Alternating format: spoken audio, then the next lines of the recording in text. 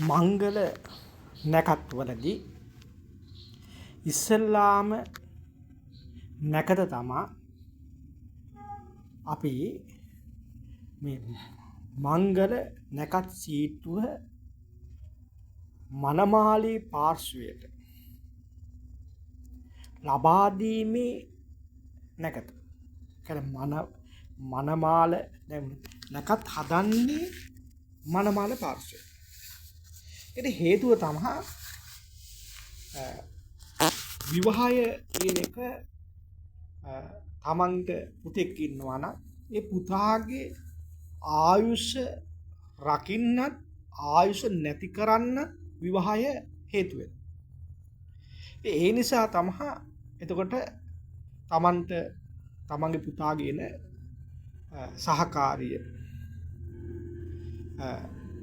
වස්තුස් යන විදිහට ඊළඟට සුබසේ ශාන්තියක් වෙන විදිහට නැකත් ටික මනමාල මහත්තයාගේ පාර්ශ්වයෙන් හදන. මනමාල පාර්ශ්වයෙන් හතර මේ නැකත් සීට්ටුව මනමාලි පාර්ශ්වයේ වැඩිහිටියෙකුට ගිහින් ලබා දීමෙහි නැකතක් තියෙනවා. එතකොට ඒ ලබා දෙනකොට සංඝහයක් එහෙම කරලා මනමාල පාර්ශ්වයේ මංගල උත්සවයේ ගන්න යම් මුදලක් දෙනවා. ඉතින් අරකට මහා හරසර ඇතුව තමා මංගල නැකත් සීට්ටුව අරගෙන. ඊට දෙවනි නැකත මංගල උත්සවයට පැමිණීම සඳහා බුලත් දීමේ නැකත. එතකොට මේක මනමාලි පාර්ශ්වයෙන් තමයි කළ යුතු දෙය. මොකද මංගල උත්සවය කරන්නේ මනමාල පාර්ශ්වය. මේ මංගල උත්සවයට පැමිණීම සඳහා නැකතට බුලත් දීමක් කරනවා. එතකොට මනමාලිගේ ආදරය කරන අය ඒ සංඝහ කටයුත්තක් කරලා යම් මූල්‍යමය තෑගිකුත් දෙනවා. ඊළඟට මේ නැකත් පත්‍රය බාර දෙන්න ඕනේ, නැකත් සීට්ටුව බාර දෙන්න ඕනේ මංගල දිනේ ඉඳන් මංගල උත්සවයට මාස 3කට වගේ ඉස්සෙල්ලා හොඳ සීහන නැකතක් ගන්න ඕනේ. මනමාලයට සහ මනමාලිට ගැලපෙන විදිහ පක්ෂය රජ වෙන විදිහ දේ වගේ හොඳ සුබ මුහූර්තයක් ගන්න. ඊළඟට තෙල් වලන් ලිප තැබීමේ නැකත. තෙල් වලන් ලිප තියන්නේ ඒක තමයි සස්සීකත්වයක් සංකේතයක් වෙනවා. සතරවරන් දෙවිවරුන්ට කතා කිරීමකුත් වෙනවා. මේක කතා නොකර කරන දෙයක් තෙල් වලන් ලිප තැබීම. ඊළඟට මංගල උත්සවයේ දවසේ අලුයම මන මාලිට තැල්ල තැබීමේ නැකතක් තියෙනවා. ඊළඟට මංගල උත්සවය සඳහා මනමාලි ඉඩක් වීමේ සුබ මුහූර්තයක් තියෙනවා. ඊළඟට මනමාල මහත්තයා මංගල උත්සවයට ඉඩක් වීමේ සුබ මුහූර්තයක් තියෙනවා. එදා දවසේ නම් විවාහය ලියාපදිංචි කරන්නේ. ඒක විවාහය ලියාපදිංචි කිරීම සඳහා කියන්නේ මංගල උත්සවයට මනමාලි මහත්මිය තමයි ඉස්සරහම තිබෙන්නේ. ඒකටත් සුබ නැකතක් තියෙනවා. ඊට පස්සේ මනමාල මහත්තයා සහ පාර්ශ්වයේ පිළිගන්න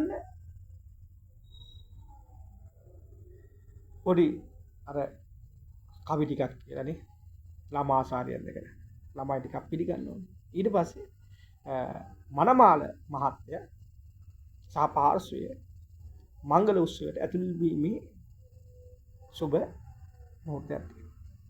දැන් ඔය පෝරුවේ චාරිත්‍ර වලට ඉස්සෙල්ලා තමයි විවාහය ලියාපදිංචි කරන්නේ. එතකොට ඔන්න විවාහය ලියාපදිංචි කිරීම සඳහා සුබ නැකතක් ගන්න. ඊට පස්සේ පෝරුවට නැගීම සඳහා සුබ මුහූර්තයක්. ඊට පස්සේ අර පෝරුවේ අපි නේද වස්තන් දුවීම ඊළඟට කරමාල් දැමීම මුදු මාරු කිරීම අත්පැන් වක් කිරීම ඊළඟට මනමාලිය අම්මට තෑගි දීම ඊළඟට සුදු පිරුවට කච්චියක් දීම ඒ වගේ කාර්ය ඊට පස්සේ ඔන්න මනමාල යුවල පෝරුවේ බැස්සවීමට සුබ නැකතක් ඒ වෙලාවේ මනමාලිගේ මාමා කෙනෙක් පොල් ගෙඩියක් දෙහි ගෙඩියක් පොළත් කොලයක් මේව කැපෙන පරිදි මන්නේ පොගෙඩිය පලන්න ඕනේ. ඊට පස්සේ දැන් ඔන්න ඊට තව නැකතක් තියෙනවා මොනවාද කෑම මේසෙ ඉඳුල් කිරීම එක.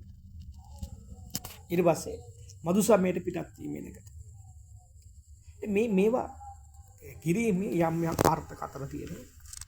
ඉතින් පොරොන්දම් බැලීම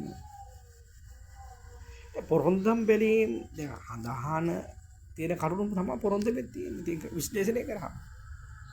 ඊට වඩා ගැඹුරින් තියෙනවා. අපි ඒවත් අපි වෙනම කතා කරමු. මේවා අර්ථවත් දේවල්. දැන් සමහර ගැට කියනවා අපි පොරොන්දම් වල මෙච්චරක් තිබ්බා. මේ ගේන්නක බලන්න මම බලලා දැන් එහෙම විවාහ කරන කෙනෙක්ගේ පොරොන්දම් කොච්චරද කියලා. කොහොමද කියලා? කම්පියුටර් හදලා නෙමෙයි. එහෙම වෙන්න විදිහක්. ඒ කියන්නේ එහෙනම් මොකක්ද ගැටලුවක් තියෙනවා.